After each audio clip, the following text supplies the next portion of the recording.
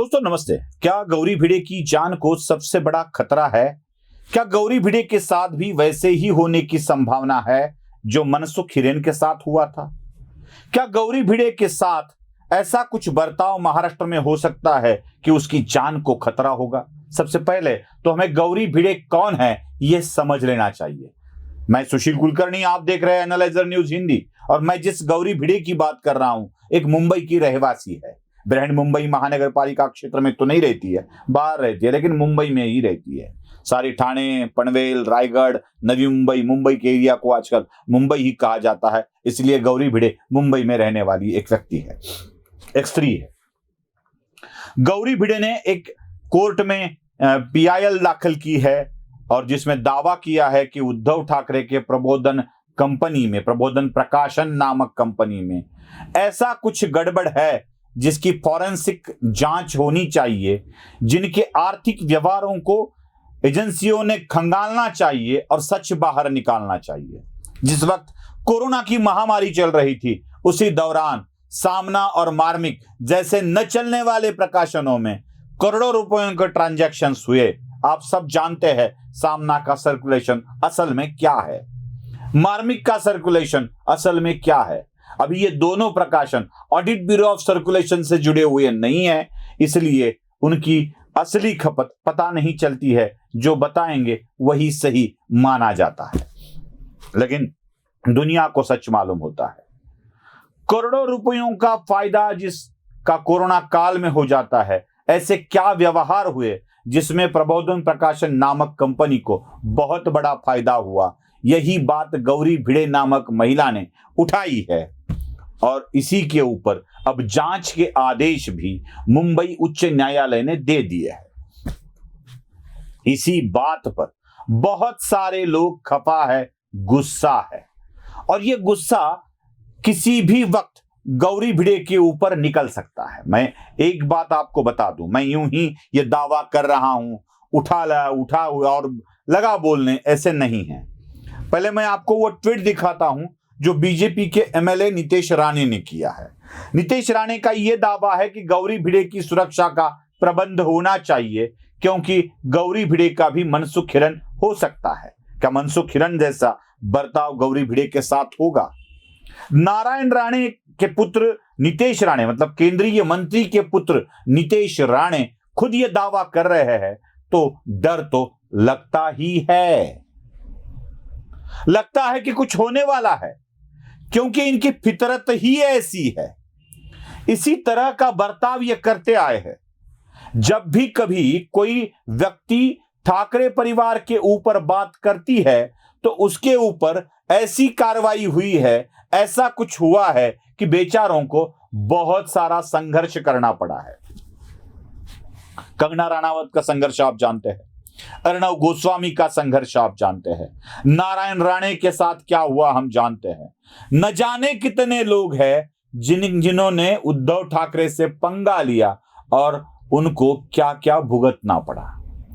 जब भी कोई उद्धव ठाकरे के खिलाफ बात करता है तो कई जगह हमले भी होते हैं। यह हमला निखिल वागड़े, जो अभी फिलहाल गुमनामी के अंधेरे में कहीं लुप्त हो गए हैं, उन्होंने भी सह लिया था। अगर गौरी भिड़े कुछ उद्धव ठाकरे से संबंधित बयान करती है या उनके सच सामने लाने की कोशिश करती है तो क्यों न कंगना जैसे हालत गौरी के भी हो, क्यों न अर्णव जैसे हालात गौरी के भी हो, क्यों न मनसुख जैसी हालात गौरी के भी न हो। ये तो मन में बुरा विचार आता ही आता है। नीतेश राणे ने इसको बड़ी होशियारी से जल्द ही बता दिया, इसलिए गौरी भिड़े के बारे में हम बात कर रहे हैं। दोस्तों, गौरी भिड़े के साथ कुछ भी हो सकता है, ये एक वास्तव है और इसको रोकने का काम महाराष्ट्र की सरकार ही कर सकती है। अब तक ठाकरे परिवार की आय, उनकी इनकम, उसके बारे में कोई कुछ नहीं बोलता था क्योंकि दुनिया को पता ही नहीं था कि ठाकरे परिवार के असल बिजनेस क्या है। एक ट्रस्ट को कंपनी में बदलते वक्त जब भी कोई नए व्यक्ति लिए जाते हैं तो उसमें नाम आते हैं उद्धव ठाकरे, रश्मि ठाकरे, तेजस ठाकरे, आदित्य ठाकरे, बदल बदल कर इन्हीं को लिया जाता है। जब राज्य की कमान संभालनी होती है तो उद्धव ठाकरे, आदित्य ठाकरे का नाम आता है। उद्धव ठाकरे मुख्यमंत्री बनते हैं तो सामना के संपादक के पद के तौर पर रश्मि ठाकरे को बिठाया जाता है। बाला साहब ठाकरे, आदित्य उद्धव ठाकरे, रश्मि ठाकरे, फिर से उद्धव ठाकरे। जब शिवसेना प्रमुख करने की बात आती है तो फिर से एक बार ठाकरे परिवार का ही नाम आता है। मतलब आपको याद होगा जब शिवसेना का कार्यकारी प्रमुख क्या उद्धव को बनाया जाएगा, ये जब बोला जा रहा था तो पर्यायवाचक नाम था राज ठाकरे का, मतलब ठाकरे का ही था, न किसी और का नाम आया। आगे भी जब चर्चा होगी कि उद्धव के बाद शिवसेना के चीफ कौन होंगे तो तेजस या आदित्य, ऐसे ही दो नाम आ सकते हैं, बाकी किसी नाम की चर्चा ज्यादातर नहीं होगी। यही होता है दोस्तों, यही होता है। जब लाभ लेने की बात आती है तो ठाकरे फैमिली आगे होती है, और जब किसी का घर फूकने की, मारने की बात आती है तो सामान्य शिव सैनिक को आगे किया जाता है। और ऐसे कुछ लोग हैं जो ठाकरे के मन में अपने लिए आस्था रहे इसलिए ये चीजें करने के लिए पीछे नहीं रहते हैं। गौरी भिड़े के साथ यही होने की संभावना ज्यादातर हमें दिखती है। लेकिन फिर भी हम गौरी भिड़े को यह बताना चाहते हैं कि डरना नहीं है, भिड़ना है इन लोगों से, लड़ना है इन लोगों से, क्योंकि लड़ना ही हमारा काम है, सच सामने लाना ही हमारा काम है। गौरी, आजकल पत्रकारों ने अपने काम बंद कर दिए हैं, इसीलिए आम आदमी को अपना मीडिया सामने लाकर उस पे ये बात रखनी पड़ रही है।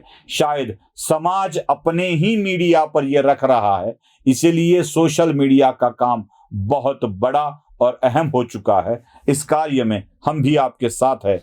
लड़ना है, डटना है, मुकाबला करना है, पीछे नहीं हटना है। बहुत सारी शुभकामनाएं, और महाराष्ट्र सरकार से भी अपील है कि गौरी भिड़े की सुरक्षा का प्रबंध महाराष्ट्र की सरकार करे। धन्यवाद।